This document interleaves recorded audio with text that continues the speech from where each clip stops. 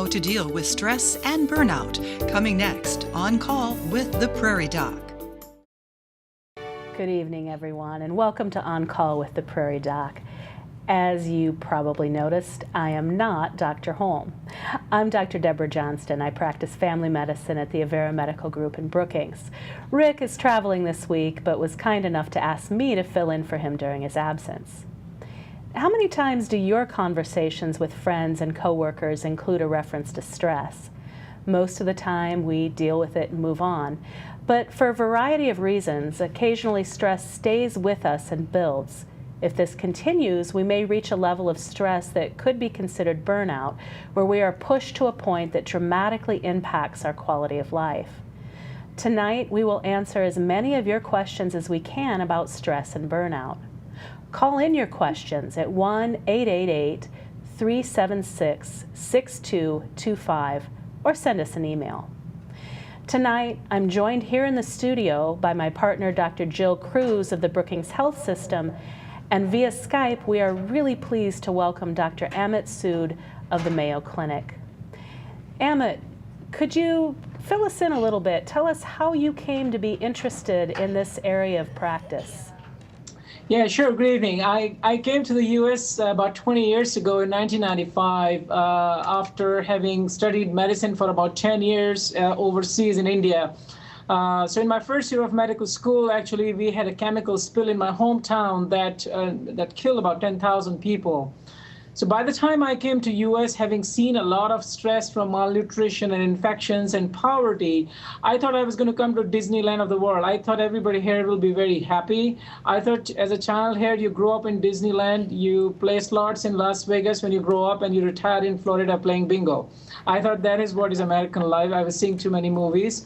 But when I came here and I saw the amount of stress here, like any other part of the world, it sort of surprised and shocked me. I thought I was going to go become an oncologist, but I thought maybe I should study this and try to understand why everybody cannot learn. Why can't we be happy when we really want to be happy? There must be some neural predisposition. So I came across some remarkable insights after studying work that had been done by a lot of scientists. So I put that all together to start helping patients, and slowly a program emerged, and so now this is my passion for life.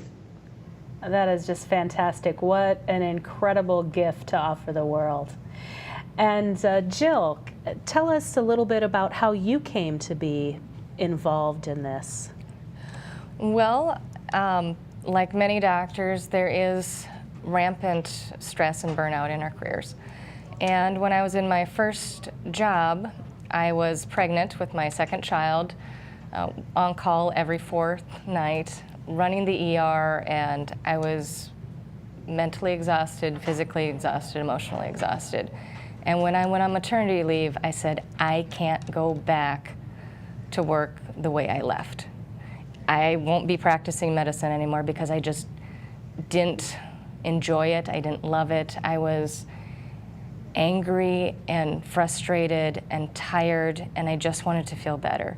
So I spent my maternity leave learning about stress and burnout. I found that what I was feeling had a name, and it was common, and no one talked about it. And so from that, I started learning about it and actually working with a physician who specifically has his career of working with other doctors who have been burned out and are exhausted and having a hard time dealing with stress, because we're taught to take care of other people.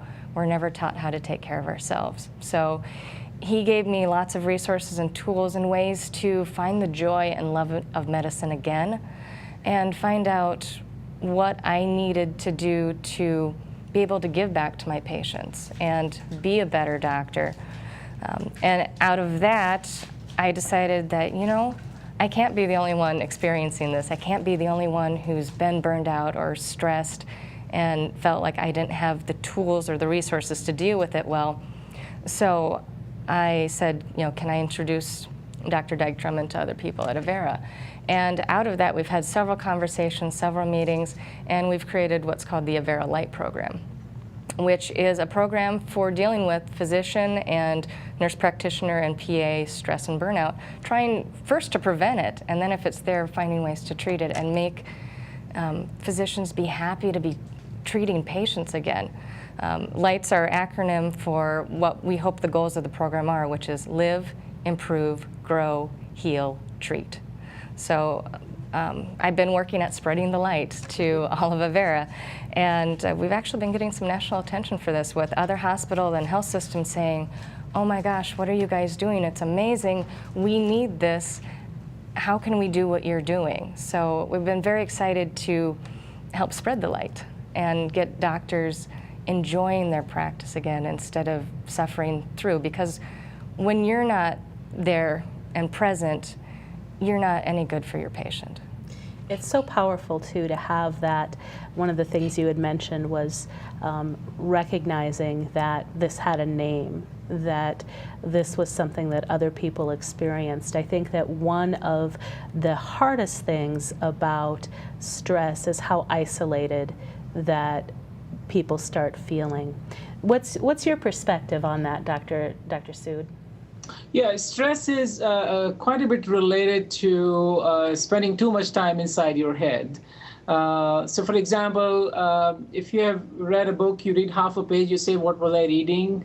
And then you go back and start again. I don't know if that has ever happened to you. And if it did, then that means you were mind wandering at that time. And what research shows is we spend about 80%, 50 to 80% of the time with a wandering attention, where at that time we are going through all the open files, all the unresolved issues in our head.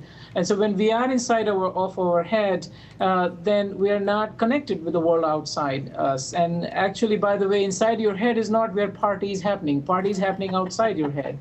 So that loneliness, that perceived loneliness, is tremendously stress-producing. It is as bad as smoking or diabetes for your heart risk and stroke risk, and for even early death. So stress is isolating. You lose that sense of vitality and connection with yourself. Your self-worth goes down. You don't want to engage with life. You feel like you're burnt out, you're depleted.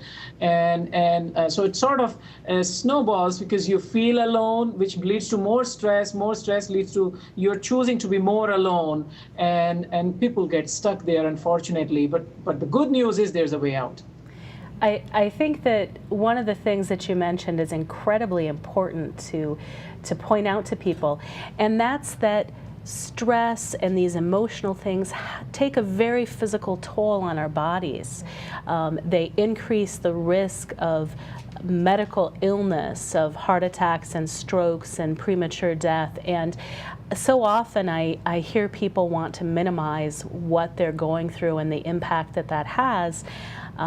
And we really need to change that mindset. That's really important. And I think one of the important things about teaching physicians to take it seriously in ourselves is, if we don't take it seriously in ourselves, then we're not going to take it as seriously as we should in our patients. Mm-hmm.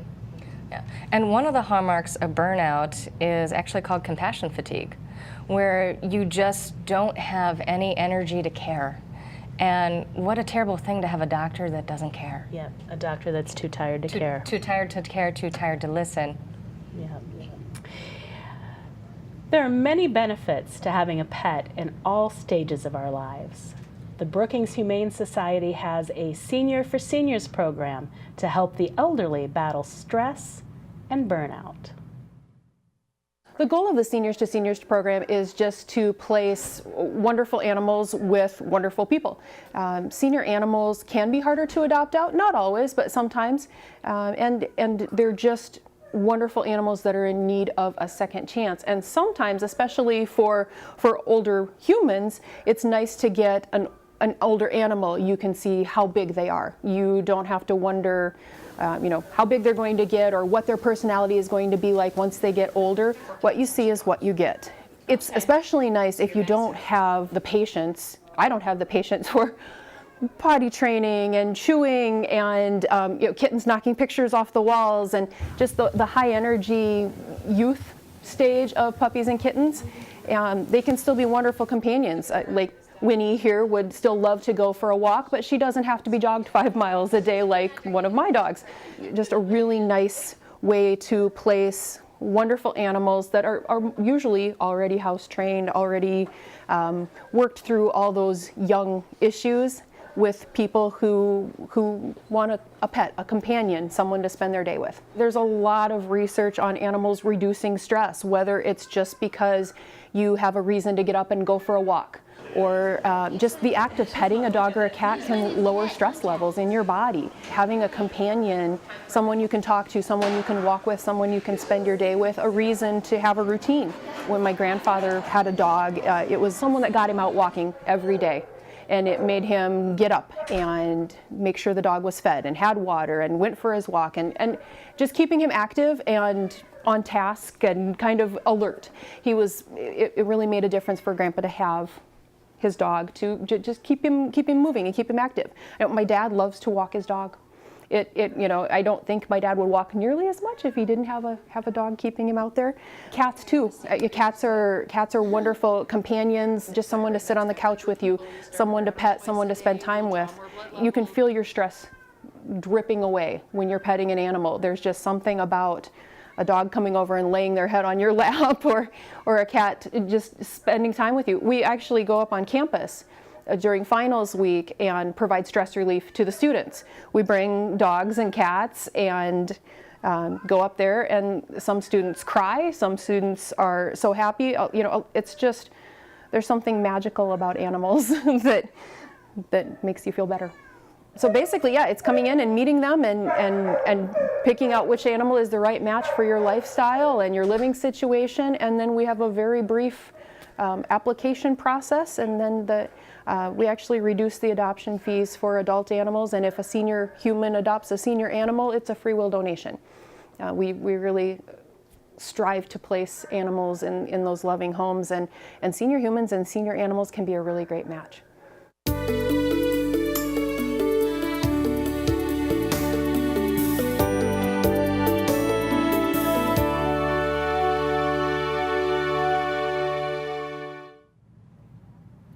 If you would like to assist the Brookings Humane Society, or really any shelter, they are always looking for donated supplies, volunteers, and in our Humane Society, people to foster pets before they go to their permanent home. You can like their page on Facebook to get updates on available animals. And I love that clip. I just love that clip. All of my critters have been Humane Society animals, and I'm a big pet person. And I can remember suggesting to patients, even very early in my career as a resident, you should get a dog. That dog will get you out for a walk. And this was early days and before a lot of the research came out, but it's just makes common sense, and I think it's a wonderful thing. Definitely. I mean, our dog is a wonderful member of our family, and sometimes you just need a hug from someone that you can talk to and won't say anything back. That's right. How about you, Doctor? I remember actually, I remember seeing this 80-year-old woman who had lost her husband. She was very depressed, and she came to see me in the clinic. And after talking to her, I wrote her a prescription, and she was surprised on the prescription I wrote, adopt a pet. So she took it. I didn't know what would happen. So she took it seriously. She went home. She adopted a puppy. And 6 months later, I have my nurse. She knocked at my door. I was with a patient. She said, "No, you have to come out. You have to come out and see this. Say Miss Johnson." And so I come out, and there's this same lady, all giggles with that pet in her, lap. And I said, "Oh my gosh, and she said it worked. And she gave me my prescription back. So that's a beautiful memory. I think we should not only prescribe, these antidepressants or psychotherapy and all of that, we should also prescribe to people to adopt pets. There's something called biophilia. We humans, whenever we are surrounded by life, we feel happy and we feel good. So pets are phenomenal. Love pets. I think that we were talking a little bit about the emotional disconnect that people get, and I think that walking your dog is a wonderful way to connect with other people, because There's so many times, I know when I'm out with my children, one of my children is terribly shy, but boy, if there's a dog involved, she will stop just about anybody to ask if she can pet that dog. She just is very much an animal lover, and it's a wonderful way to make connections with the community too. It's the easiest icebreaker in the world, you know. Yes, it is. Ask what's the dog's name or what breed is it, and all of a sudden you can make a new friend. That's right. That's right. Sometimes I tell my patients, when you get back home, treat your family like your dog treats you. You know, show that excitement when your loved ones come back home, because kids, you know, one of the most important things kids want in their parents and grandparents is for them to light up when they see them. Yes. And that is what I'm sure you remember about your childhood. So you can gift it to them, and that is what dogs teach us. Even if you have met them half an hour ago, you go to the grocery store, buy something, come back, they'll treat you as if they haven't seen you for months. And I believe in at least some way that is how we should treat each other. Unconditional love and acceptance, it's a wonderful thing, wonderful thing. So one of the questions that's come through for us here is, it seems many people view physical and mental problems in different realms. How do you get your patients to see mental illnesses in the same light as physical ones? Amit, can we get your perspective on that? Absolutely. So I draw an image for them, and every single medical condition, be it high blood pressure or be it some form of cancer or even trauma, they have two components. They have a biological component and a psychological component. So you have to address both in most medical conditions. Now, there was a time, maybe 50 years ago, we would call, you know, that if you're stressed, it's not real. If you have osteoporosis, that's real. Or if you have heart attack, that is real. What we have now come to realize is that people who have stress, they have a particular pattern of their brain that lights up. They have a particular expression of genes in their genetic makeup. They have particular changes in blood profile, their cortisol level, their adrenaline level. They have their blood vessels, their ECG changes, physical, shows some specific changes. So now we are at a point where we have recognized that these are actually tangible physical changes happening. And instead of connecting stress to mind, we have connected stress to brain. And nobody can argue with keeping your brain healthy or brain showing, nobody says that brain is not a physical structure. So that debate, I think we should not have. We should not judge people who are stressed. We should consider stress as a real issue, and we should focus on healing and helping rather than judging. The worst thing we can do to somebody who is stressed is just judging it, that you're faking it or it is not real. I like to use the example to people when we're talking about stress or depression or anxiety or other what we call mental health issues. You know, there was a time in our society where we didn't think seizures were real either, where we couldn't see them, we couldn't identify what the problem was, so we didn't think they were real. And I think that as our technologies have gotten better and more sensitive, and we're able to look inside the body in better ways, we're just going to be increasingly able to see the changes that these stresses wreak on the body, and hopefully we'll be able to do away with some of this false dichotomy. So, what are your thoughts there, Jill? I kind of tell my patients the same thing. I said, you would never accuse a diabetic of being weak because their pancreas isn't producing insulin. So why would I accuse someone of being weak because they're depressed, because there's something wrong with the neurotransmitters? You know, it seems ridiculous. Yeah. So you try to normalize it, and you try to explain that, yes, this is medical, and there's something we can do about it. There must be something about that, because I often will tell people, yeah, and you should just talk yourself out of needing your insulin too. So there must be something about that particular example. So, which diseases do we see most commonly associated with stress? What do you see in your practice, Jill? Definitely a lot of anxiety disorders, panic attacks, afraid of being out in public or afraid of doing presentations, the school projects. Definitely a lot of depression. And then that isolation can lead to other things such as alcoholism or things where you're finding ways to self-medicate that aren't healthy.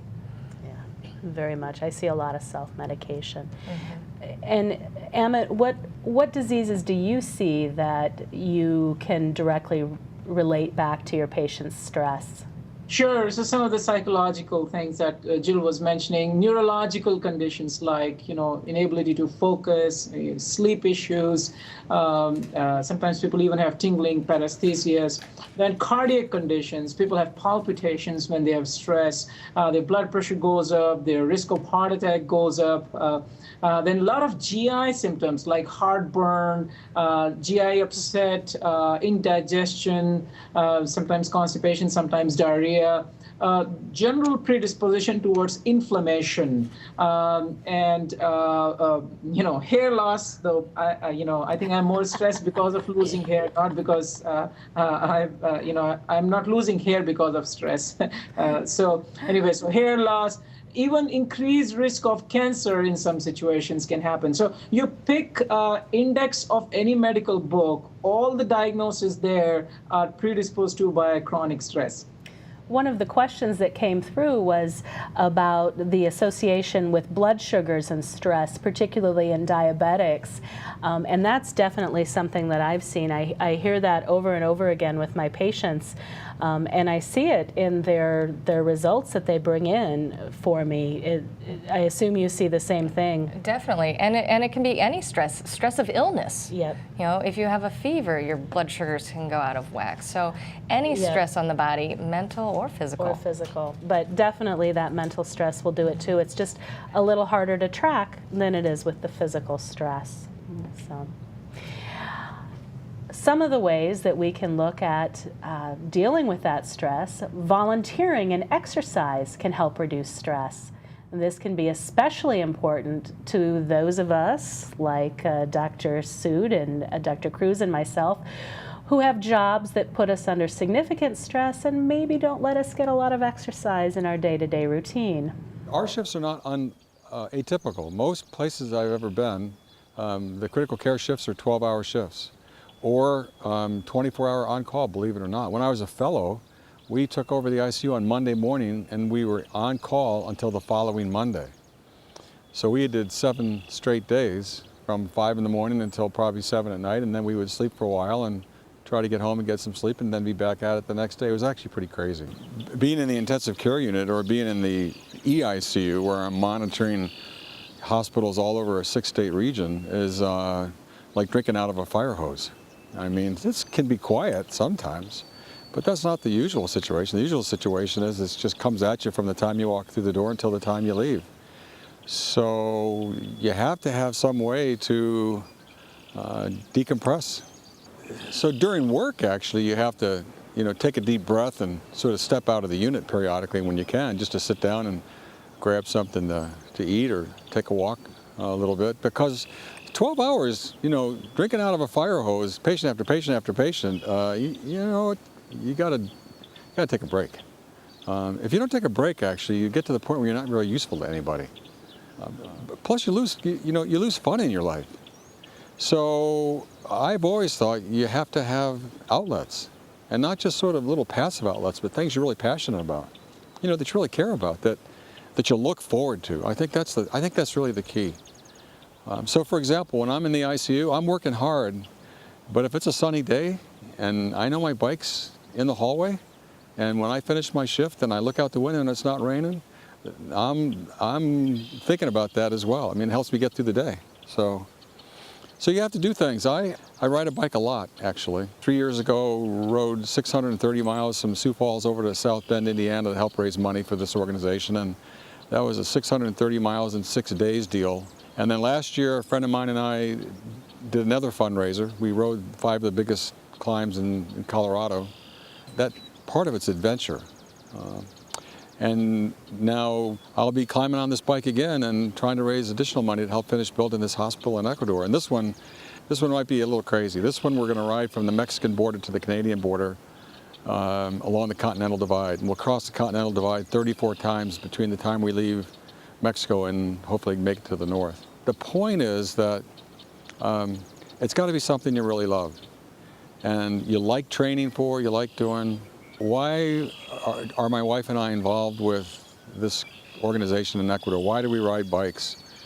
But more specifically, this kind of work that we do in Ecuador. And I always tell people because I'm selfish. I mean, I really say that to people. They say, why do you do this? And I say, because I'm selfish. Because we get back so much more. I know this is what people always say, but it turns out that it's absolutely true. My life is so much richer because of the people that I know from biking and the people that I know from Ecuador. I can't even quantify it. So the answer is, why do I do it? What do I get out? It provides a great deal of personal satisfaction and sense of well-being. I just think to stay healthy and to stay useful and to stay focused and centered, you have to have some way to disconnect from the intense work that you do.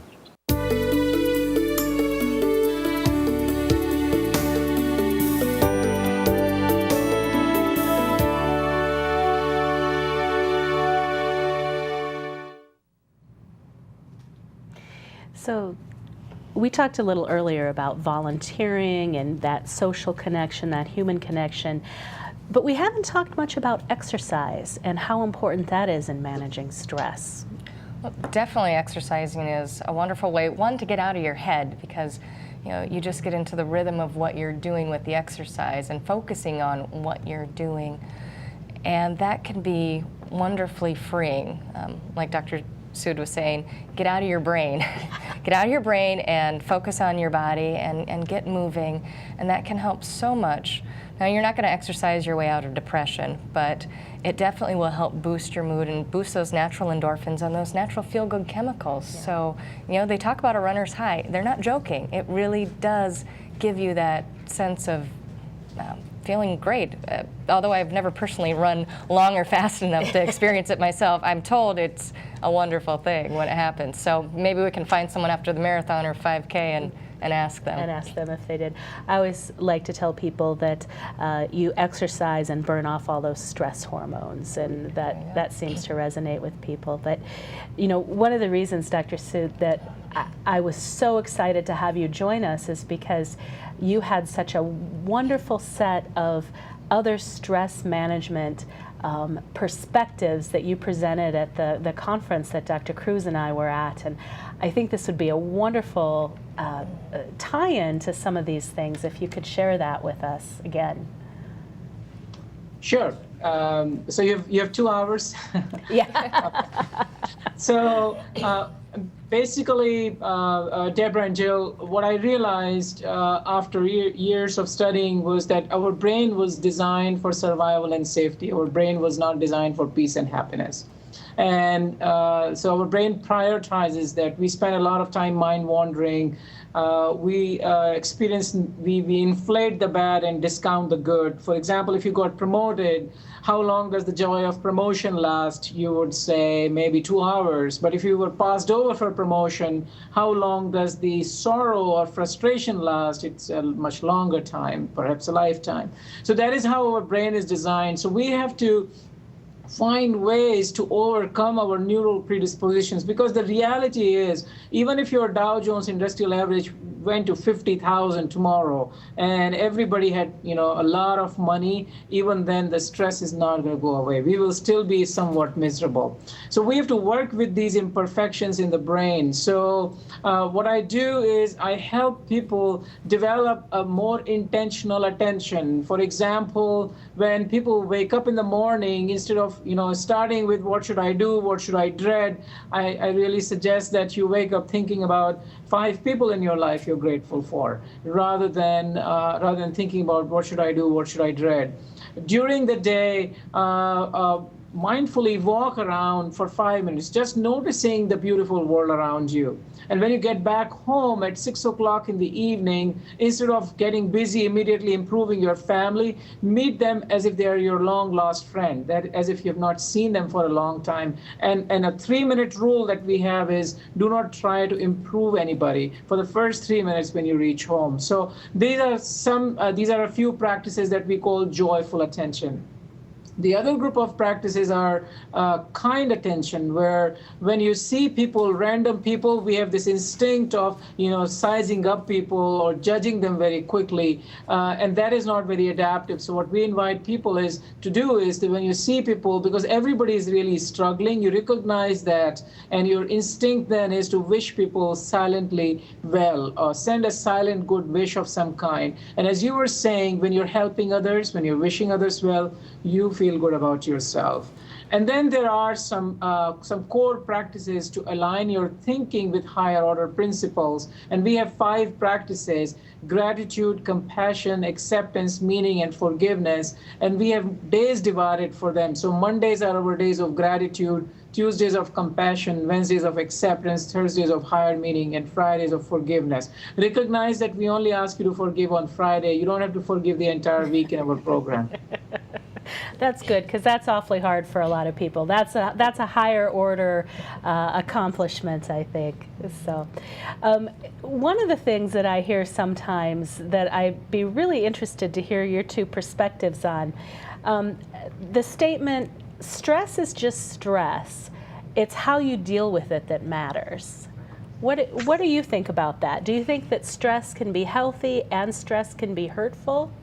Well, there definitely is a tipping point where stress can be what motivates you to study for the test at the last minute that you've been putting off and procrastinating.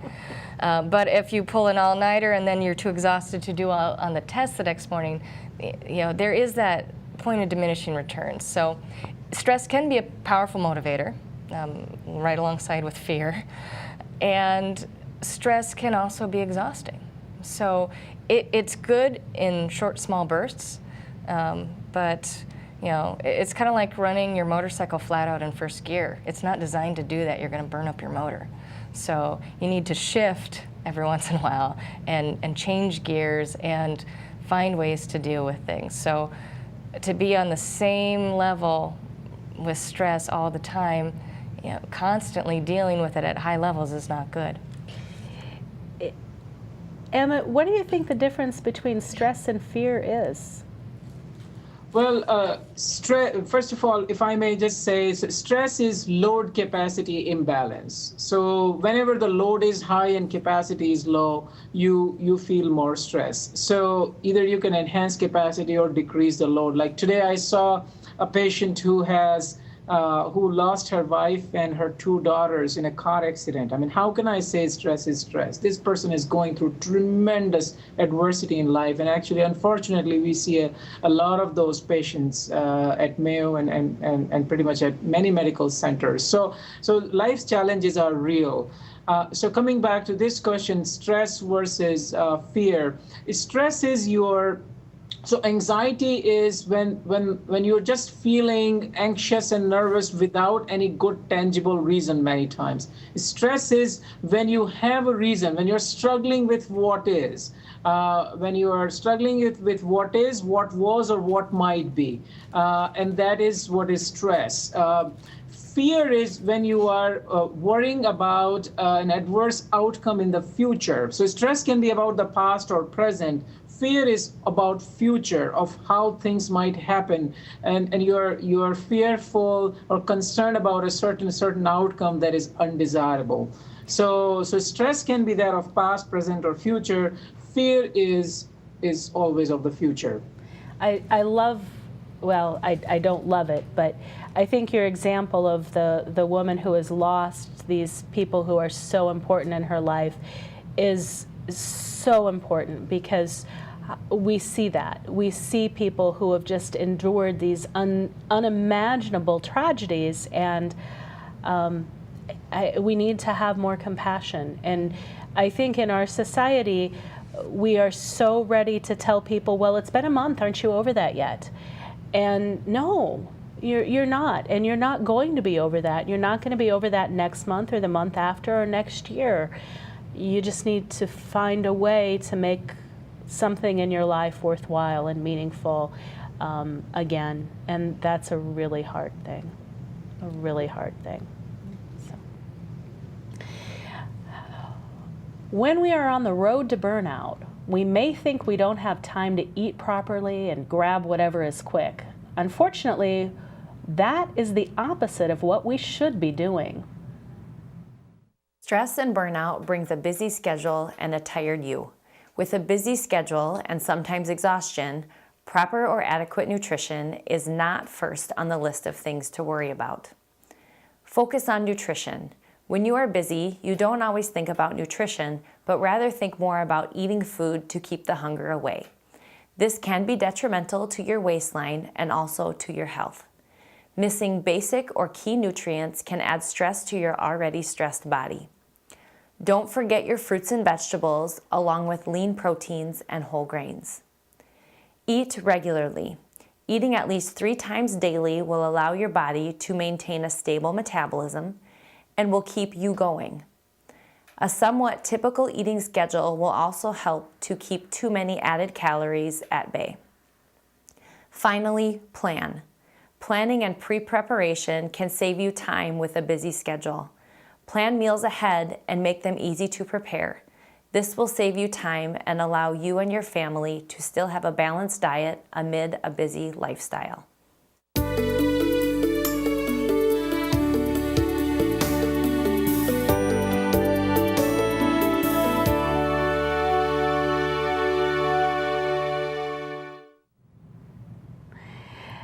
Boy, nutrition, what a great topic is that for managing stress. What's your favorite tip to busy people, stressed people for improving their nutrition? Have a plan. Take some time Sunday night and think about what your plan is for the next week, rather than going home and having to try to figure out each night, right when you walk in the door, okay, now what are we going to eat? If you have the freezer meals, or you have a plan, or just a general idea of what you're going to do, that's one less thing to worry about. So, be mindful. It only takes a few minutes to kind of plan out what your week's going to be, and it'll make a huge dividend. It does. So we've got a whole bunch of questions here that have come in now that we're live. And the first one I'd like to address to you, Amit, stress and chronic pain. What's the relationship? It's stress and chronic pain are intimately related. Actually, if you look at biologically, emotional hurt is processed by an area in the brain called insula, and emotional hurt is processed by the same part of the brain which is processed by physical pain.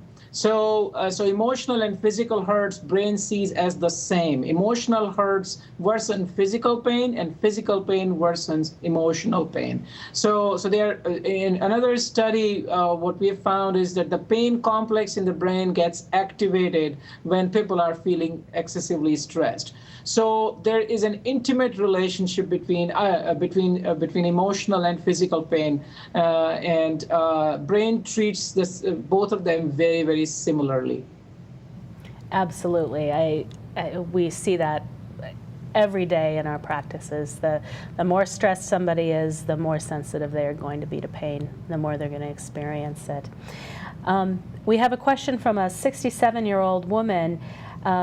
Besides eating and sleeping and nutrition, since we just talked about nutrition, looking for some insider tips on improving stress management.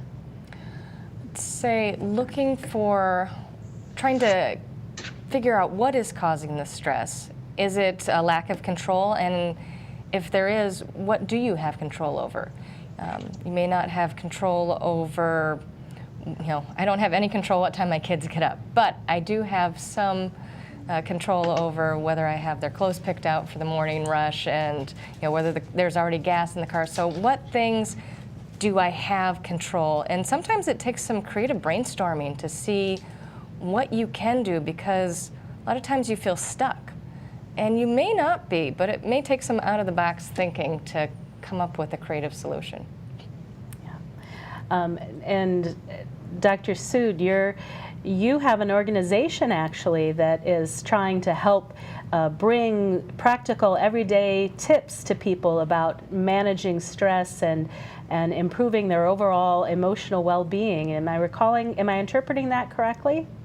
Yeah, we have a little organization called Global Center for Resiliency and Well-being, and we are trying to actually reach globally with some of the ideas to help people be happier and have lower stress.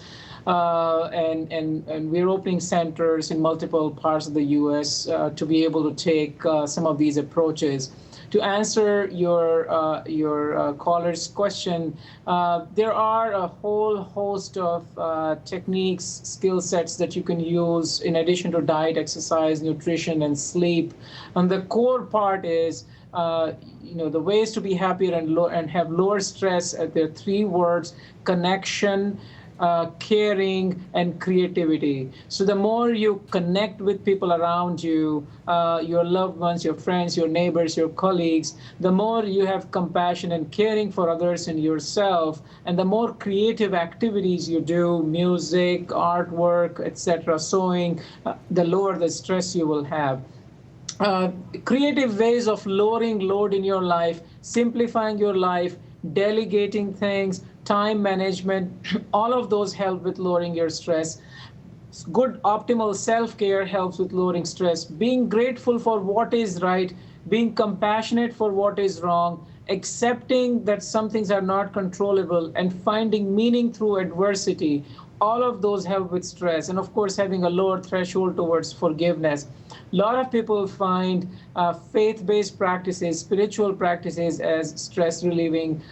Meditation, prayer, guided imagery, yoga, tai chi, all of these practices are helpful for reducing stress.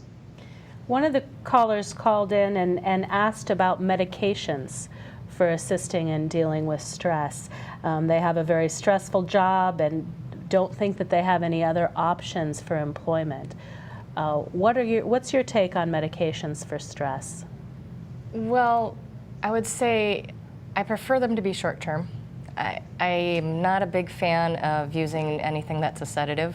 That basically makes you not care as much about the stress that's going on rather than looking for solutions for it. So I would say, finding the meditation, finding the breathing, finding ways to deal with it rather than trying to mask it. And a lot of the medications at this point, unfortunately, do a lot of masking. I think certainly stress increases a person's risk for developing clinical depression or anxiety, and those I think can respond very well to certain medications. I'm very, very slow to use the Valiums or those kinds of things because I think they're more harmful than helpful in most of the patients that I see. I'm sure that Dr. Sood's patients are a little bit different than the ones we see in our everyday practice, so his experience may be a little bit different. Dr. Sood, your practice is adults, am I correct about that, or do you see children as well?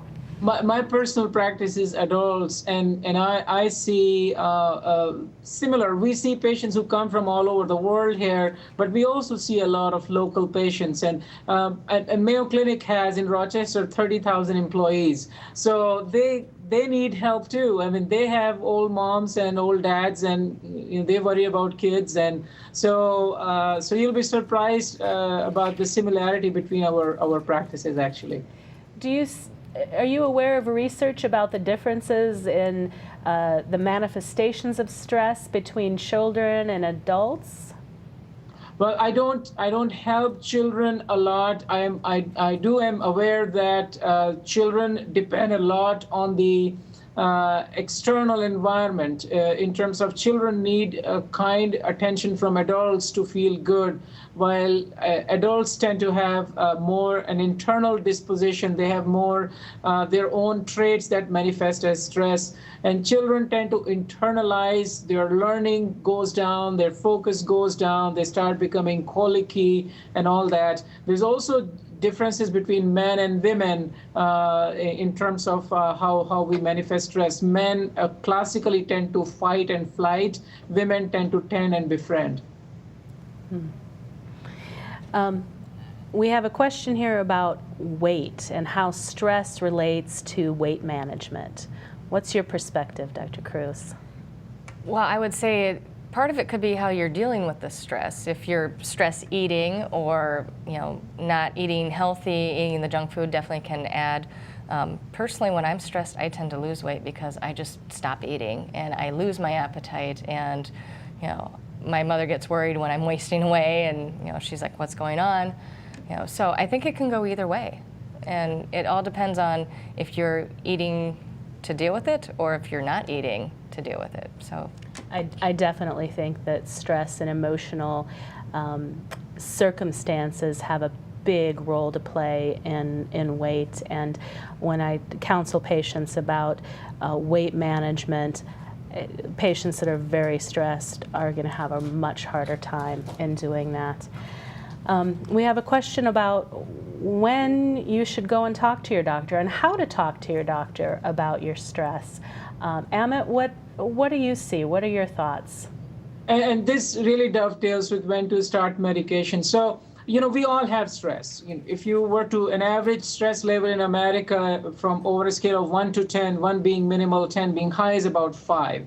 So if you have mild to moderate stress, particularly if it is situational and the situation is going to pass, the clouds are going to go away, then you don't need to. And I often see people who are referred for stress, but when I ask them, they'll say, "Oh yeah, I had a bad meeting and I was stressed for a week and then I'm better now." So I'll say, well, that's fine. This is part of life. You don't really need to change much.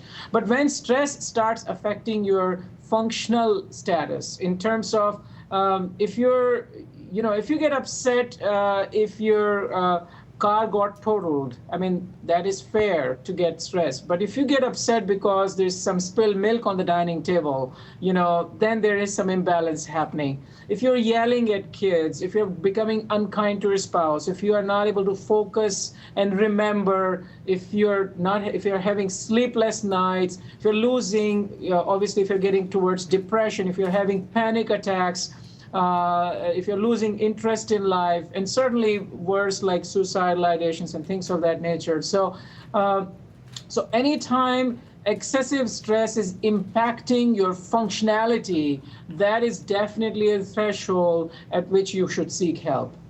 Absolutely. Jill, we have only got a couple minutes left. Do you have any take-home messages? I would say breathe. The biggest thing for stress, I find when I'm stressed, I hold my breath. So sometimes just taking that deep breath to help cleanse and restart and put a pause button on the stress so you can move forward. So don't forget to breathe. Good. Amit, what thoughts do you have? What last minute or two messages do you have for our viewers? Well, be kind to yourself and be kind to others. The eventual solution to stress is to not postpone joy and look at yourself, love yourself like your pet does. Your pet or your 3-year-old doesn't judge you, they accept you as you are. So do not postpone joy, be kind to yourself and be kind to others. And as Jill was saying, one of the best ways to reduce your own stress is to start helping others. When you're helping others, you feel good about yourself. I think that that's so important, to be kind to yourself. And one of the quotes that I just love is, be kind because everybody you meet is fighting a tough battle. And in our practices, we have the great privilege of hearing so often exactly what those battles are, and they're so often heartbreaking. People carry terribly heavy burdens, and so often they will tell me that, somebody else has it worse. And I hate to hear that, because that's their way of trying to minimize what they're going through. So be kind to yourself, be kind to other people. Take that breath and breathe. It's a very valuable thing. And we'll be right back after this. Ready to quit? Great! We're ready to help. Call the Quit line to set up a quit date. Takes about 15 minutes. Next time we talk, we'll review free medications, triggers, coping, withdrawal. Takes about 30 minutes.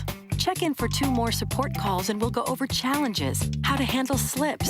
And don't worry, if you're stressed or things get rough, just call. Then, bam, you're tobacco free. So take a deep breath. You can do this. Stress. We've all felt it at one time or another. While it is universal, it is something that is almost impossible to generalize since it is also so personal. What stresses one person may be of no concern to someone else. There are countless self-help books and magazine articles talking about ways to banish stress from our lives. Stress is often portrayed as something we do not want or need in our lives.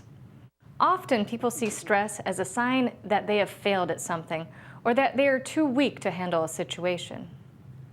Many people have unrealistic beliefs that if we could just control everything and make it just so, that stress would magically be banished from their lives. Stress is simply a force being exerted. It can be outside pressures from home, work, or family. It can be internal pressures that one places on themselves to measure up to an often unobtainable intrinsic standard or set of expectations. What if stress is not 100% bad? What if it could be used as a tool that makes us look around and see what is working and what is not working in our lives?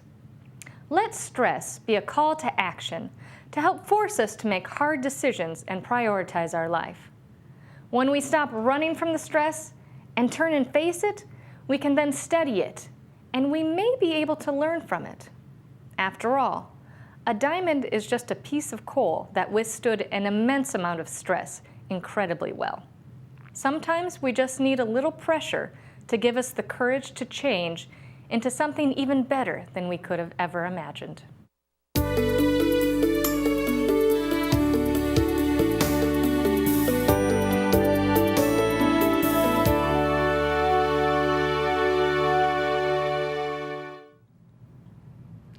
This brings us to the end of our show this evening. I sincerely thank our fantastic guests tonight, Dr. Jill Kruse and Dr. Amit Sood, for their insight into this important subject. The takeaway for tonight is that stress is present in all of our lives, but how we react to it and what we are able to do when it begins to overwhelm us makes a significant difference. If you feel that your life is being affected too much by stress, visit with your doctor about the options you may have. From all of us here at On Call with the Prairie Doc, until next time, be well.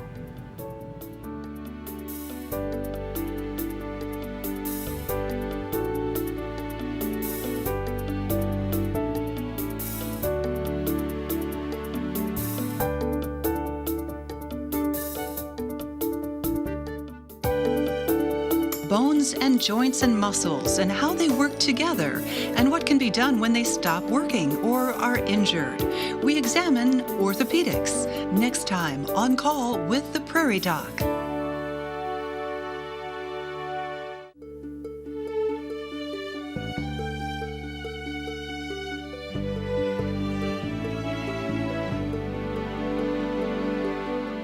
Funding for On Call with the Prairie Doc is provided by